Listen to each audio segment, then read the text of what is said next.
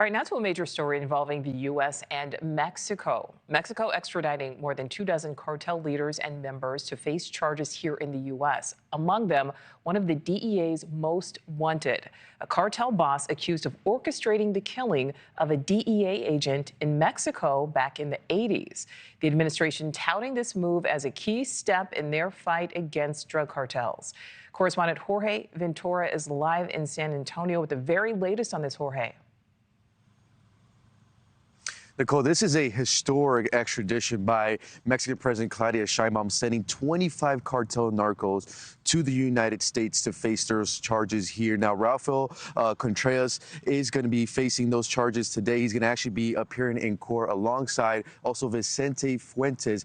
Both men are top former cartel bosses. They'll be in court in Brooklyn later today around 1 p.m. And the White House is applauding this move, crediting President Donald Trump to bring them to the U.S. to face justice. And according to Mexican officials, they say that these charges that the 29 cartel narcos facing range from drug trafficking all the way to homicide. And among the 29 narcos turned over to the U.S. authorities is the infamous Rafael Caro-Quintero, the former Guadalajara cartel leader. Caro-Quintero has been on the DA's most wanted fugitive list for 4 decades following the murder of drug enforcement agent Enrique Kiki Camarena in 1985. Caro-Quintero landed in New York last night and is set to appear in court around 1 p.m. today. Now, in a new statement, the DA saying, quote, "This moment is extremely personal for the men and women of the DA who believe Caro-Quintero is responsible for the brutal torture and the murder of DA Special Agent Enrique Kiki Camarena. It is also a victory for the Camarena family. Today sends a message to every cartel leader, every trafficker,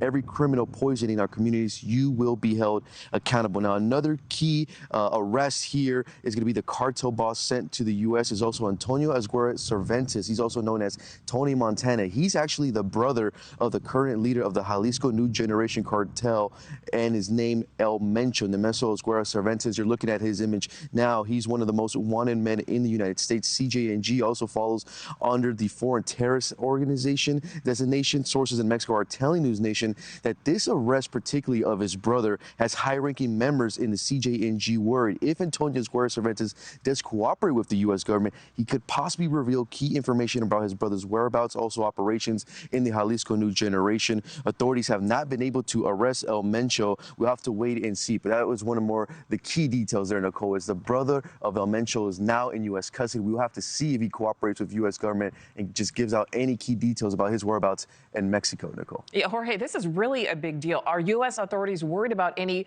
potential additional violence at the border in the wake of this extradition?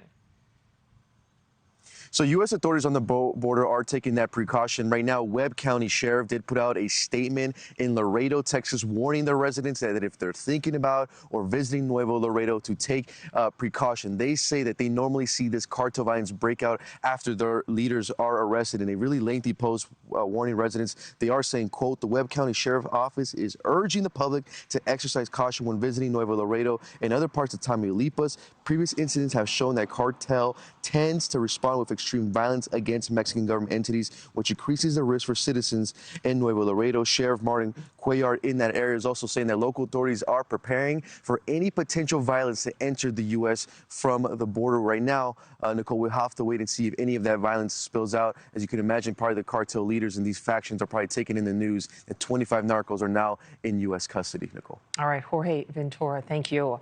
Thanks for watching. Go to joinnn.com to find NewsNation on your screen. And don't forget to click the red subscribe button below to get more of NewsNation's fact-driven, unbiased coverage.